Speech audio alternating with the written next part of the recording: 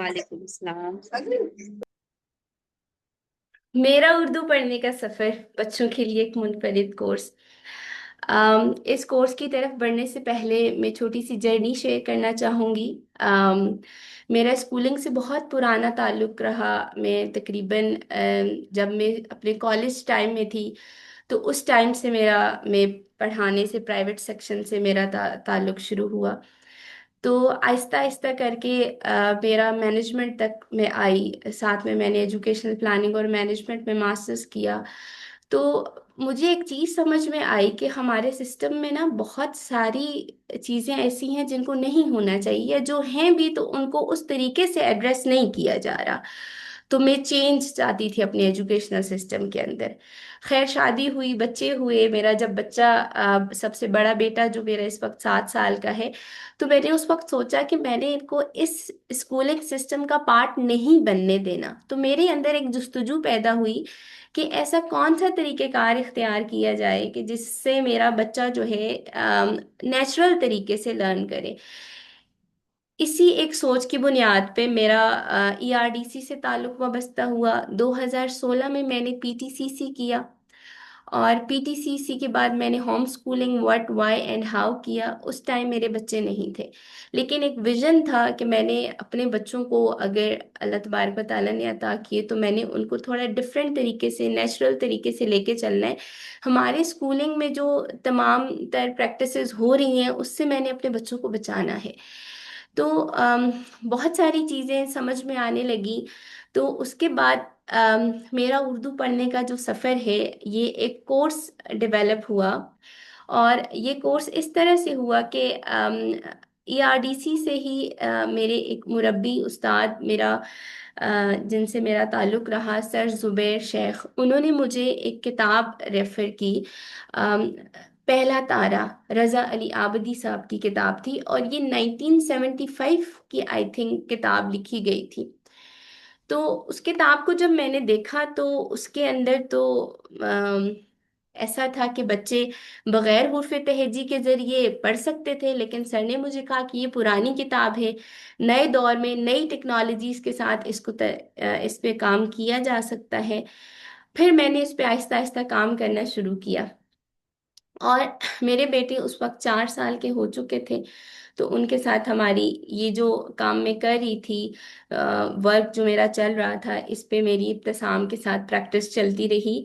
और यकीन करें कि विद इन 5 मंथ्स में मैं बयान नहीं कर सकती कि मेरा बेटा जो है वो उर्दू पढ़ने लगा। तो मुझे इस चीज़ ने बहुत ज़्यादा मोटिवेट किया, बहुत ज़्यादा मोटिवेट किया कि मैं इस कोर्स को, इसको बाकायदे कोर्स की शक्ल दूं, और इसमें नई चीज़ें, नई टेक्नोलॉजीज लेकर आऊं।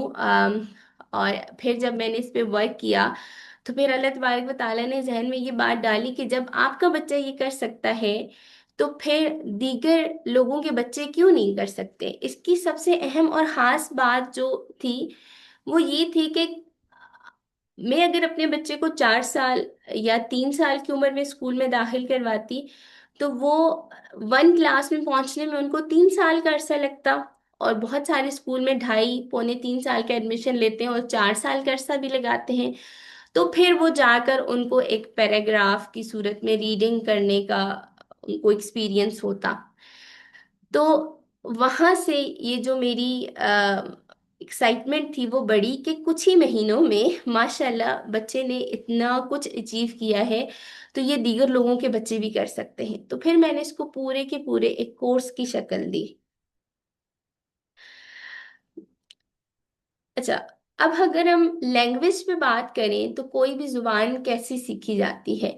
आप एक छोटे से बच्चे की एग्जाम्पल लें कि जब वो बड़ा होता है, तो उसके घर पर वो पैदा होते ही वो बहुत सारी जुबानें उसको मतलब उसको लफ्ज सुनने को मिलते हैं, जुमले सुनने को मिलते हैं, वो कन्वर्सेशन होते हुए देखता है। तो वो सुनता है। जब वो सुनता है तो वो कुछ ना कुछ लफ्ज बोलना शुरू करता है। बा से बाबा शुरू करता है, मम्मा करते हुए मम्मा शुरू करता है, पापा करते हुए पापा शुरू करता है। तो इस तरह वो छोटे छोटे लफ्ज बोलता है। लफ्ज यानी वो पहले साउंड्स निकालता है। अगर आप बच्चे की लैंग्वेज पे गौर करें ना, तो बच्चा पहले साउंड्स जो आवाजें वो सुन रहे होते तो उससे एक साउंड्स उसके मुंह से निकलते, फिर उन साउंड्स का कम्बिनेशन बनता है, और फिर वो जैसे जैसे उसके जहन में वो साउंड्स जुड़ते हैं तो वो बच्चा बोलना शुरू कर देता है। जो जुबान भी बच्चा बोलता है, अगर आप किसी इंग्लिश पीपल के घर चले जाएं जहां पर इंग्लिश में बात की जाती है तो बच्चा इंग्लिश बोलना सीखता है। अगर उर्दू में कहीं चले जाएं जहां उर्दू जिस घर में बोली जाती है तो वहां बच्चे उर्दू बोलना सीखते हैं। तो जो जुबान बच्चे सुन रहे होते हैं वही जुबान बच्चे बोलते हैं। अगर एक से ज्यादा जुबानें बच्चे सुनते हैं तो वो एक से ज्यादा जुबानें भी बोलते हैं। घर में दादा दादी अलग जुबान में बात करते हैं, उस उनके पेरेंट्स उनसे अलग जुबान में बात करते हैं, जब वो गली में जाते हैं तो उनको एक अलग लैंग्वेज सुनने को मिलती है। तो ये होता है कि एट अ टाइम बच्चा तीन जुबानें भी एक साथ बोलता है। क्यों बोलते हैं? क्योंकि उसको एनवायरनमेंट में से वो जुबानें सुनाई देती हैं। जैसी जुबानें वो सुनता है वैसी जुबानें वो बोलता है। इसी तरह लिखने और पढ़ने का भी आपस में ताल्लुक है कि जब बच्चा कोई भी जुबान पढ़ना सीख जाता है तो उसको ऑटोमेटिकली लिखना भी सीख जाता है। लिखने की कुछ प्री राइटिंग एक्टिविटीज होती हैं, कुछ फाउंडेशंस होती हैं, लेकिन एज के साथ साथ वो भी डेवलप होती हैं। है, अगर हम बात करें इस पैटर्न की कि हमारे यहाँ क्या पैटर्न चलता है नॉर्मली स्कूल्स के अंदर, या जब भी बच्चे को आप कोई भी लैंग्वेज सिखाते हैं तो सबसे पहले बच्चे को कोई हुरूफ सिखाया जाता है, लेटर सिखाया जाता है। अगर हम उर्दू की ही बात करें तो जब आपका बच्चा स्कूल में जाता है तो या तो उसको साउंड्स या फिर उसको अलिफ बे ते से करके, अलिफ अलिफ मदा बे ते से करके उसको पहले हुर्फ तहजी, फिर उसकी आदि इश्काल, फिर उसका हुर्फ इल्लत के साथ जोड़ सिखाया जाता है, फिर उन उन जोड़ों को जुड़ा के फिर अल्फाजों से फिर उसको जुमले बनाने, फिर जुमलों से पैराग्राफ, पैराग्राफ से कहानियां, और फिर किताबें। किताबों तक ही खैर रहता है, कहानियां भी बच्चे बहुत टेक्स्ट बुक्स के अलावा उनको और किताबें या कहानियों की किताबें भी स्कूल्स में मुयस्सर नहीं होती। तो नॉर्मली पैटर्न ये चलता है। लेकिन हमारा सवाल है कि हमने बच्चे को कारी बनाना है, रीडर बनाना है। तो हम बच्चे को रीडर कैसे बनाएं? तो रीडर बनाने के लिए जो है हमें थोड़ा सा उल्टा चलना पड़ेगा। हम ये पूरी एक मेथोडोलॉजी है। आप बच्चों के अंदर अगर शौक पैदा करना चाह रहे हैं ना, तो शौक पैदा करने के लिए जरूरी है कि आप बच्चों को पहले लाइब्रेरीज का विजिट करवाएं। बच्चे जैसे जैसे मैंने एग्जांपल दी शुरू में कि बच्चा जब पैदा होता है तो बहुत सारी लैंग्वेजेस, जो लैंग्वेज वो सुनता है तो वो बोलता है, उसको इन्वायरमेंट में मिल रही होती है वो चीज। अगर आप अपने बेस्ट रीडर बनाना चाह रहे हैं ना तो उसके लिए जरूरी है कि आप उसके इर्द गिर्द किताबें हों, वो बहुत सारी किताबें देखें, वो घर पे एक छोटी सी लाइब्रेरी बनी हो, कहीं आप विजिट पे उसको लाइब्रेरीज का विजिट करवाएं। अच्छा, जब वो बहुत सारी किताबें देखेगा और आप उसको बैठ के उनमें से कहानियां सुनाएंगे, तो वो कहानियां सुनते सुनते एक टाइम आएगा, बच्चा आपके साथ बैठा हुआ जब कहानी सुन रहा होगा ना तो वो आपसे वो पैराग्राफ पे उसकी नजर होगी। अब मैं उल्टी डायरेक्शन में बात कर रही हूँ, जिस साइड पे एरोज बने हुए मैं यहाँ से बात कर रही हूँ, कि अब उसकी नजर पैराग्राफ पे होगी कि हाँ मम्मा यहाँ से पढ़ रही है, नहीं नहीं मम्मा यहाँ से पढ़ रही है। फिर वो पैराग्राफ सुनते सुनते उसको खुद ही रिकग्नाइज होगा कि इसमें जुमले भी हैं, और वो फिर जुमलों पे नजर दौड़ाएगा। जुमलों पे नजर दौड़ाने के बाद फिर वो लफ्ज को फोकस करेगा कि अब मम्मा ये वाला लफ्ज पढ़ रही है, अब मम्मा ये पढ़ रही है। तो उसको साथ साथ ऑटोमेटिकली हुरूफ की शनाख्त भी हो जाएगी। तो मेन फोकस ये है कि आप हमने बच्चे को हुरूफ से यानी लेटर से रीडिंग की तरफ नहीं लेके जाना, बल्कि हमने स्टोरीज के जरिए, बुक्स के जरिए बच्चे को लेकर आना है कि उसके अंदर रीडिंग का शौक पैदा हो और वो एक अच्छा रीडर बने। मेन टारगेट हमारा ये होना चाहिए। ये नेचुरल लर्निंग प्रोसेस होता है बच्चों का, इससे बच्चे खुशी खुशी सीखते हैं। अच्छा, अब जमाना भी चेंज हो गया है, जाहिर सी बात है हम उनको उस तरह से तो नहीं कर सकते बिठा के बस एक बुक से उनको रीडिंग करवाना से शुरू करने की ये कहानी है। कहानी अब सुनाने का भी एक अलग अंदाज हो गया है। अब आप जितना उस अंदाज से कहानियां सुनाएंगे तो बच्चों के लिए वो और ज्यादा अट्रैक्शन का बायस बनेगी। अच्छा, तो कैसे सीखते हैं बच्चे? ये चीज अभी मैंने आपको एक्सप्लेन की कि बच्चे कहानियां सुनते हैं, फिर अच्छा सवालात सवालात करके सीखते हैं। वो जब उनको कहानियां सुनते हुए अक्सर बच्चे पूछते हैं, मम्मा ये आप कहाँ से पढ़ रही हैं, मम्मा ये वाला लफ्ज कहाँ लिखा हुआ है। ये एक नेचुरल अमल होता है। बच्चे जो मदर्स बच्चों को कहानियां सुनाती हैं, तो उनको इस बात का आइडिया होगा, तो वो पैराग्राफ के सवालात के जरिए पैराग्राफ जुमलों और अल्फाज की निशानदेही करते हैं और किसी भी जुबान से वाकफियत हासिल करते हैं। अब हमारा पैटर्न क्या है?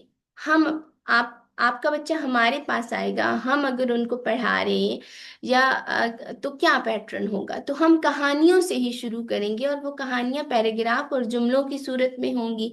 अच्छा, जुमलों की सूरत में, फिर अल्फाज, और वो हुरूफ से मिलके बना हुआ है, लेकिन हम उनको डायरेक्ट हुर्फ तहेजी नहीं सिखा रहे। हम उनको नहीं सिखा रहे कि आप ये जो है अलिफ बा और अलिफ को मिलाते हैं तो बा बनता है। हम उनको इस पैटर्न पे बिल्कुल तोड़ जोड़ की या हुर्फ इल्लत के साथ मिलाप वगैरह की चक्रों में नहीं डाल रहे। हम उनको सिंपल अम, कहानी सुनाकर उसके बाद उनको इसबाक पर लेकर आएंगे। उनको छोटे छोटे इसबाक से शुरू करके, तो ये इसबाक आगे थोड़े बढ़ते बढ़ते रहेंगे। तो इसबाग कौन कौन से हैं? ये टोटल इसबाग हैं जो हमारी इस का हिस्सा है, हमारे इस कोर्स का हिस्सा है। जैसे अगर आप गौर करें, तो सबसे पहला जो सबक है आ, अब, आ, इसमें तीन लेटर्स आ रहे हैं, हुर्फ तेहजी के तीन साउंड्स आ रहे हैं, अ और आ, ब। फिर आज, आबे, वही आज दोबारा रिपीट हो रहा है, लेकिन एक नई चीज आ गई, ज। जीम का साउंड इंट्रोड्यूस हो रहा है, देन रा का हो रहा है, फिर द। फिर बागकार में काफ का, आग में ग का, जाल में ज का, आम में म का, कान में न का, न का, आम वाला में व का, बानों का हार। अब वर्ड साउंड जो है वो डिफरेंट है, एक से ज्यादा साउंड, कहीं पर वाला होता है और कहीं पर ओ साउंड होता है। तो अब इसी तरह आगे आप आए तो बानों का हार में ह, और दादी में छोटी ये ई साउंड, आम दे में बड़ी ये का साउंड ए साउंड, ई और ए साउंड हो गए। अब या का एक और साउंड भी होता है, दरिया के अंदर जो या आता है, तो उसका भी हम यहाँ साथ में कंसेप्ट देंगे। जग में जबर, जैक और जिल में जेर, और गुल बानों में पेश का कंसेप्ट है। इसी तरह आपकी बात में प और ता, वारिस तागा काट में स और ता, हारिस की चादर में स और च, हा और च, मारुफ में ख, डाली जाकिर में ड और ज, झाड़ा जारा में रा और जा, दस्ताश में सीन शीन और ये श, स्वाद स्वाद, होश खास में आ गया, जाहिर का खत में ख्वास हुआ, आली का बाग में आइन गइन, फारूक में फा, और काफ मोटा काफ, पतला काफ पीछे आ चुका है बागकार में। अच्छा, गाय में हमजा, और फिर फूल वाले सबक में भारी अल्फाज, जो दो चिश्मी हाँ के साथ मिलके बनते हैं। अब बिल्ली वाले सबक में तशदीद का कंसेप्ट है, रंग में गुन्ना, जैसे सानप नहीं पढ़ना, सांप पढ़ना है, तो नून गुन्ना का कंसेप्ट। इसी तरह बर्फ पढ़ना है या बर्फ पढ़ना है। पहले यहाँ पर आकर बर्फ वाले सबक पर हमारा जो है सारा जो हुर्फे तहेजी एक तरह से यहाँ पर मुकम्मल हो जाती है। ये सारे कंसेप्ट जिसमें जबर जेर पेश वगैरह हर चीज यहाँ पर मतलब बच्चे कवर कर लेते हैं। लेकिन ये बच्चे टेक्स्ट के जरिए सीख रहे होते हैं, उनको बैठ के बताए, ये नहीं बताया जाता कि ये नून गुन्ना है, इसको नून गुन्ना को इस तरह से जोड़ते हैं। अच्छा, ये जो है जबर है, इसको ऐसे पढ़ते हैं, जेर को ऐसे पढ़ते हैं, ये हमजा, हमजा को हम पूरी एक हमजा का अलग से वो नहीं, वो पूरा मतलब उसको एक फुल पिक्चर मिलेगी कि हमजा कहाँ यूज होता है, किस तरह से होता है, फा और काफ से कौन कौन से किस तरह के वर्ड बन सकते हैं। तो वो पूरे इस बात के जरिए बच्चे सीख रहे होते हैं। अगर हम इससे आगे वाले यूनिट्स पे बात करें, तो ये बहुत मजे मजे की पोइम है, नटखट लड़का में। अब देखिए, तीन त्वा आती हैं उर्दू में, एक डाल पे, एक अड़ा पे, और एक टा पे। अब नटखट लड़का के अंदर इन तीनों का कंसेप्ट है, उसमें डिफ्रेंशिएट पीछे तो ऑलरेडी बच्चे पढ़ चुके हैं, लेकिन इस पोइम पर प्रैक्टिस के जरिए उन एक रवानी आएगी कि हमने ट डा ड और ड़ को मिक्स नहीं करना। इसी तरह मेरा घोड़ा, नादिर का घोड़ा, घर ऐसो, जो बहुत मजे मजे की पोइम्स है ये। अम्मी का प्यार, खालिद की सालगिरह, बिजली की गुड़िया, पूछूंगी तितलियों से, और रेलगाड़ी। तो ये रेलगाड़ी वाला सबक भी मैं आपको दिखाती हूँ कि इसमें मुश्किल उर्दू है एक तरह से, जो क्लास वन में भी इससे आसान उर्दू क्लास वन की बुक्स में होती है। इसी तरह ये हमारी कहानी है। इस कहानी में हम अलिफ, अलिफ मदा और ब का बच्चे को कंसेप्ट दे रहे हैं, साउंड। अब आते हैं हम सबक की तरफ। इस सबक पर जाने से पहले हमारा पैटर्न क्या होगा कि हम बच्चों को ये कहानी सुनाएंगे। कहानी सुनाने के बाद हम बच्चों को एक वीडियो दिखाएंगे। वीडियो आप लोग भी देखें।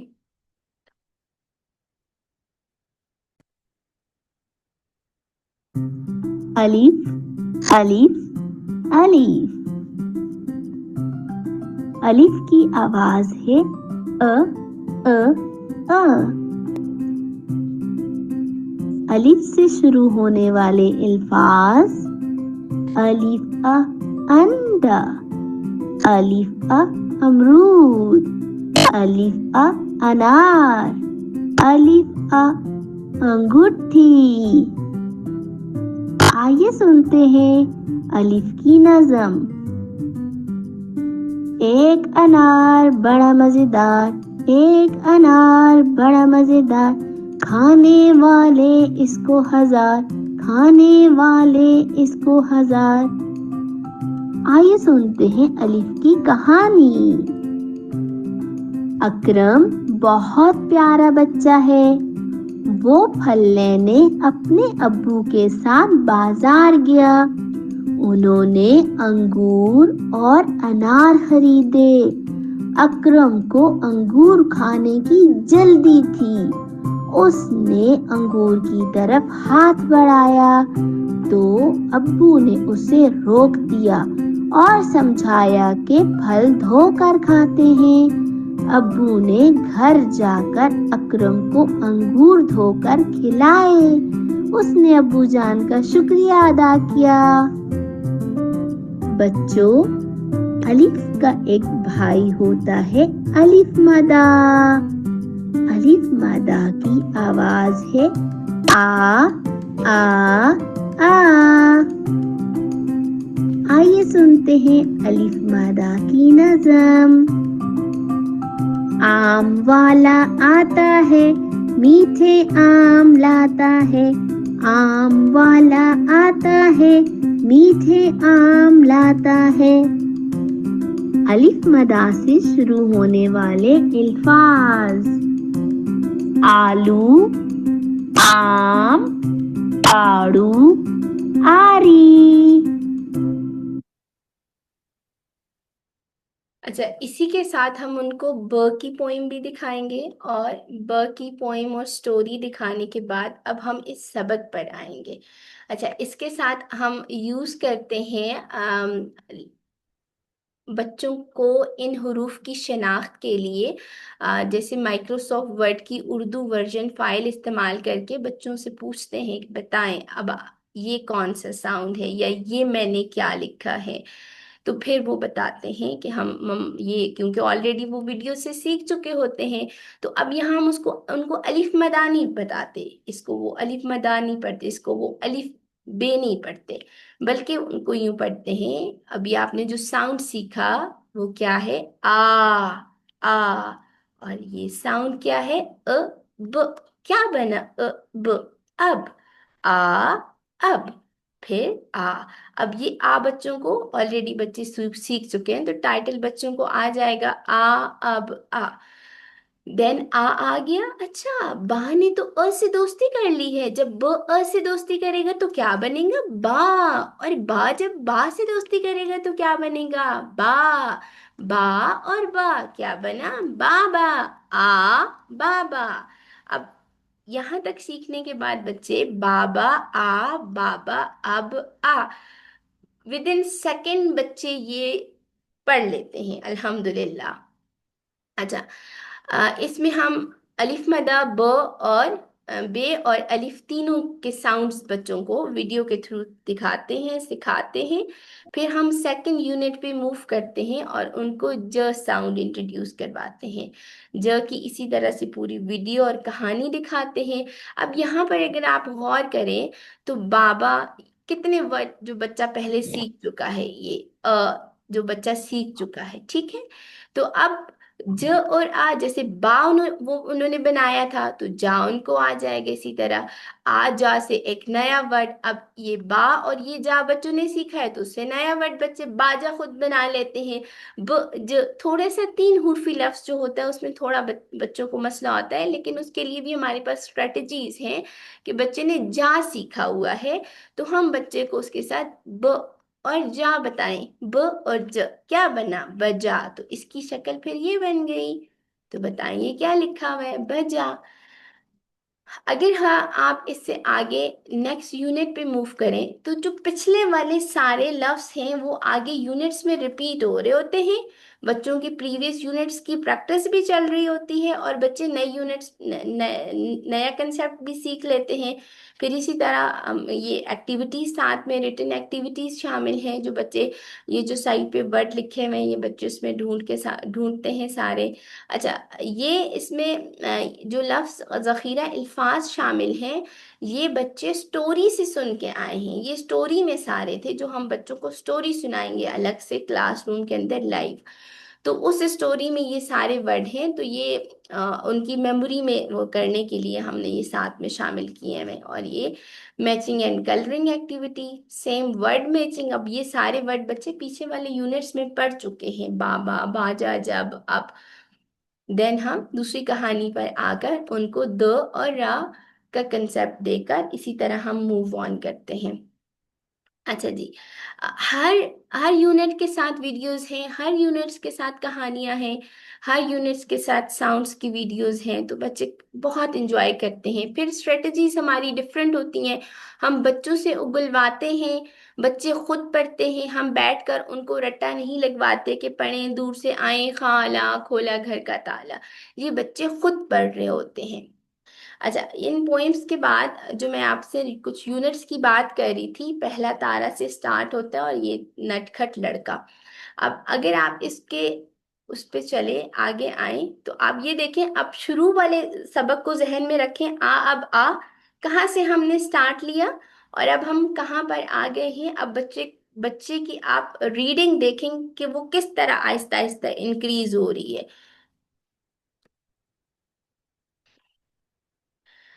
बहुत अच्छा कंसेप्ट, जो पीछे चीजें हैं उनका आगे वाले यूनिट्स में बहुत अच्छा कंसेप्ट। जैसे कहाँ हमने मेहमान पढ़ना है, यहाँ देखिए, तीसरे मेहमान ने पकड़ाया। और यहाँ देखिए चौथा मेहमान लेकर आया। तो कहाँ नून गुन्ना पढ़ना है, कहाँ पूरा नून पढ़ना है, तो पूरा एक कंसेप्ट बच्चों को आगे मजीद प्रैक्टिस उसके साथ साथ हो रही है। अच्छा, अब आप जरा, ये लास्ट यूनिट है हमारा रेलगाड़ी। बच्चों की एक टोली अपने सफर पे निकली, अब्बा ने सूट पहना, बच्चों ने शेरवानी। तो ये सबक अब दिखाने का आपको मकसद क्या है कि कहाँ से बच्चा चला, कहाँ से बच्चा शुरू करेगा, और उसकी Aahista Aahista day by day उसकी रीडिंग किस लेवल पर जाएगी। हमारे पास टाइम बहुत कम है, मैंने आप लोगों के सवालात भी लेने हैं। इस हुर्फ तहेजी की बुनियाद पर ये पूरा डिजाइन हुआ हुआ है। मतलब ये हुर्फ तहेजी फिर एट द एंड हम जाके बच्चे को बताते हैं कि ये हुर्फ तहेजी से आपने सीखा, और बच्चे खुद पढ़ रहे होते हैं, हाँ टीचर मैंने तो ये भी पढ़ा था, मैंने ये भी पढ़ा था, सीन से मैंने ये वाली पोइम सुनी थी, टीचर शीन के सबक में ये वाला भी था। तो ये चीजें फिर बच्चे कर रहे होते हैं। बस मैं आपसे शेयर करूंगी टाइम टेबल हमारा। हमारे मंडे से हम 16 जून से इंशाल्लाह क्लासेस स्टार्ट करेंगे और 5 क्लासेस पर वीक होंगी, मंडे टू फ्राइडे यही टाइमिंग्स होंगी जो अभी इस टाइम हमारा चल रहा है। अच्छा, मोस्टली टारगेट जो मैंने रखा है वो 38 क्लासेस का है। और जुलाई 31 पे हमारी 34 क्लासेस बन रही हैं टोटल। इसके दरमियान में अगर ज़रूरत पड़ी कि एक्स्ट्रा क्लासेस की तो होंगी, अगर एक्स्ट्रा क्लासेस की ज़रूरत ना पड़ी वीकेंड्स के अलावा तो फिर कोई इशू नहीं है। मुझे जहाँ तक मेरा एक्सपीरियंस है, बच्चे इन क्लासेस के अंदर ये टोटल कोर्स कवर अप कर लेते हैं। पेरेंट्स से ये फेवर चाहिए होगी कि जिस दिन बच्चे क्लास के अंदर जो यूनिट पढ़ेंगे, उन यूनिट्स का बच्चों को होमवर्क मिलेगा और बाकायदा ग्रुप में अनाउंसमेंट होगी। जस्ट आपने बच्चों को बिठाकर उस यूनिट की प्रैक्टिस करवानी है और हमें वीडियो या ऑडियो सेंड करनी होगी। इसी के साथ वो जो एक्टिविटीज साथ में हर यूनिट के बाद बाद है, सिमिलर एक्टिविटीज हैं, वो एक्टिविटीज मैचिंग कलरिंग वगैरह की शॉर्ट एक्टिविटीज हैं, वो एक्टिविटीज हेलो। साथ में बच्चों को करनी होंगी। अब आते हैं आपके सवालात की तरफ। अस्सलाम वालेकुम। वालेकुम सलाम। आप क्लास ले रहे थे? मैं तो आपकी मम्मा को क्लास दे रही थी। नहीं, मेरा क्लास है मेरा। अच्छा, इब्राहिम। हाँ, इब्राहिम। ओके। आपकी मम्मा का नाम क्या है? गोया। यस रमीला, आपने हैंड रेस किया है। क्या? अस्सलाम वालेकुम। अच्छा, मैं ये पूछना चाहती थी कि इसमें बच्चों के साथ इंटरेक्शन का या जो आप सबक पढ़ा रही होंगी वो क्या, उसका क्या तरीका होएगा? कि मतलब बच्चों की पार्टिसिपेशन, तो मुझे थोड़ा वो ऑनलाइन का इशू होता है क्योंकि टीचर जब सामने होती है तो वो तो एक अलग ही वो माहौल होता है, लेकिन ऑनलाइन में थोड़े बच्चे ऊपर नीचे हो रहे होते हैं तो उसका। आ, देखिए, क्लास को हम इस तरह से इंगेज रखते हैं स्टोरीज और पोइम के जरिए, और उसमें हम मेन फोकस तो इस बात का होता है ना। तो उससे पहले वो इतनी एक्टिविटीज हो रही होती हैं कि बच्चे इधर उधर नहीं होते। ये मेरा पर्सनली एक्सपीरियंस रहा है। 4.5 साल के बच्चे को भी मैंने ऑनलाइन बिठा के ये कोर्स करवाया है। और सेकंड ये कि बच्चों की नंबर ऑफ एडमिशन्स ज़्यादा नहीं रखे, कम ही है। तो बच्चे ज़्यादा अट्रैक्ट कर पाएंगे, खुद पार्टिसिपेट करेंगे, और हम बच्चों से ही उगलवाएंगे बाकायदा नाम के साथ। जैसे अभी इब्राहिम ने बात की, मुझे जो भी सामने जितने भी बच्चे होंगे तो हम इसी तरह उनसे कहलवाएंगे। वो खुद पढ़ेंगे, क्लास में भी इंशाल्लाह प्रैक्टिस करेंगे।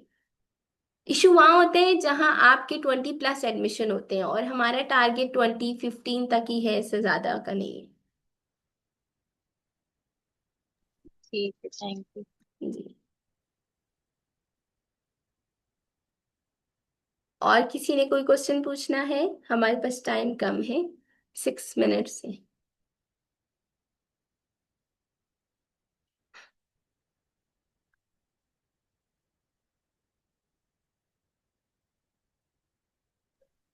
अस्सलाम वालेकुम। वालेकुम सलाम।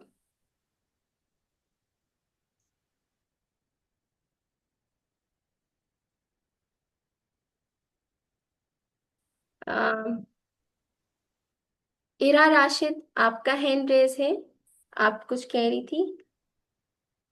अच्छा, मैं ये पूछना चाह रही थी कि ये कोर्स जो मंडे से शुरू हो रहा है फिर ये खत्म होगा तो उसके बाद से शुरू होगा अम, कोर्स पूरा नहीं, मैं कंप्लीट होगा तो दोबारा शुरू होगा या बस 31 मंथ तो दोबारा ये होगा? दोबारा 1 साल के बाद ग्रुप क्लासेस होंगी। इंडिविजुअल क्लासेस तो चलती रहती हैं मेरे साथ बच्चों की, इंडिविजुअल बेसिस पे। ग्लोबली इस टाइम में 5 to 6 बैचेस बच्चों के इंडिविजुअली बेसिस पे पढ़ा रही हूँ। बच्चे अलग अलग पढ़ते हैं मेरे पास। लेकिन फिर ग्रुप क्लासेस नेक्स्ट ईयर इसी तरह जून जुलाई में होंगी। सही सही, ठीक है, थैंक यू। जी। जी इब्राहिम, आपने कोई क्वेश्चन करना है? आपकी मदर का मैसेज आया हुआ है। हाँ, एक क्वेश्चन है। जी। ये ये बच्चे के बारे में, ये स्कूल ये क्या करना है?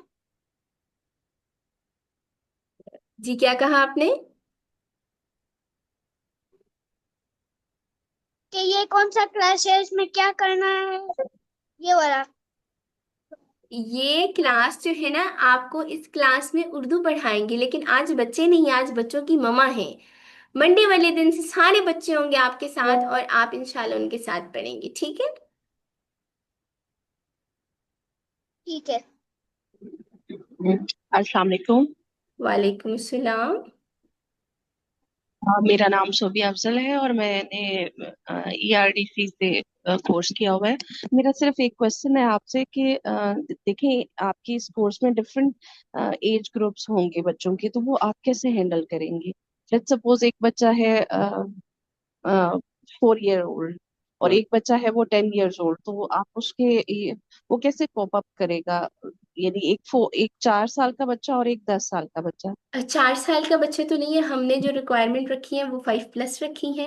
और जो बच्चे 8 ईयर्स के आएंगे, 9 ईयर्स के आएंगे, सबका लर्निंग बैक, जिनको उर्दू नहीं आती सारे बच्चे वो आएंगे। जिन बच्चों को उर्दू आती है वो बच्चे हमारे पास नहीं आएंगे, ठीक हो गया। तो एक बच्चा बिल्कुल बिगनर से स्टार्ट ले रहा है तो वो भी इस चीज़ को बहुत अच्छे तरीके से कॉप अप कर लेता है, और एक बच्चा 8 साल के जिसने अब तक उर्दू पढ़नी सीखी नहीं है तो वो भी बहुत आसानी से गेट कर लेता है। हाँ, फर्क जरूर पड़ेगा, इस बात से फर्क पड़ेगा कि 8 साल वाला बच्चा जल्दी पिक कर लेता है, 5 साल वाले बच्चा थोड़ा सा टाइम लेता है। तो हमारी क्लास जिस पैटर्न पे चल रही होगी, हम क्लास में उनको साथ साथ लेकर चल रहे होंगे। जो बच्चा थोड़ा सा जैसे 5 ईयर का बच्चा है, 6 और 8 ईयर के बच्चे को इतना फर्क नहीं पड़ता। अगर 5 साल वाला बच्चा है तो उसके पेरेंट्स को साथ में उनको लेसन प्रैक्टिस करवानी होगी, दैट्स इट।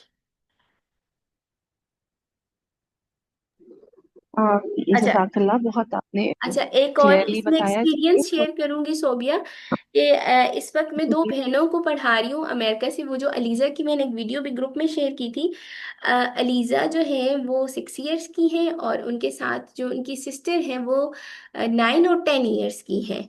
और वो माशाल्लाह दोनों ने ग्रुप क्लास लेनी शुरू की, और दोनों सेम तरीके से उनको मैं लेके चली, और दोनों ने माशाल्लाह से लर्न किया, क्योंकि उनका बैकग्राउंड जो है, उनको उर्दू दोनों को नहीं आती थी। तो हमारा मेन फोकस ये है कि बच्चों को, जिन बच्चों को उर्दू नहीं आती वो हमारे साथ होंगे। जी जज़ाकल्लाह। मेरा यही क्वेश्चन है, क्योंकि जो मेरा बेटा है उसने ना पाक तक मारिफ से पढ़ा है, तो वहाँ उर्दू का इतना फोकस नहीं होता। यानी ऑब्वियसली इंग्लिश लैंग्वेज को ही प्रेफरेंस दी जाती है, तो दैट्स वाई मुझे है कि मेरा बेटा ग्रेड 5 में है, तो क्या वो उसके लिए ये बेनिफिशियल होगा ये कोर्स? क्योंकि उसको उर्दू एज सच उस तरह नहीं आती है, बल्कि उसको रिकग्निशन भी इतनी अच्छी नहीं आती। हाँ, मेरे ख्याल से ये क्वेश्चन मेरे पास आपने व्हाट्सएप पे भी शायद किया था। देखिए, अब उसको हम ये स्टार्ट जो बेसिक लेवल है वहीं से कर रहे हैं ना हम उनको।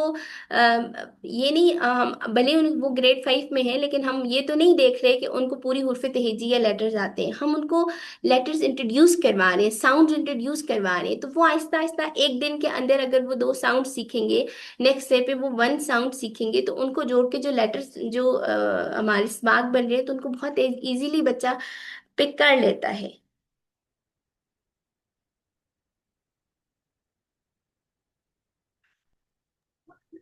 मैं आपका अस्सलाम वालेकुम। जी, वालेकुम सलाम। जी, मुझे आपसे पूछना है, मैं अब्दुल्ला बात कर रही हूँ। मुझे बस क्वेश्चन करना है। मेरा बेटा तो बहुत छोटा है, लेकिन वही बात है कि मैं माँ को होता है कि बच्चा सीख ले। तो ये आप कोर्सेज हर साल करेंगी आप, ये छुट्टियों में करेंगे आप लोग?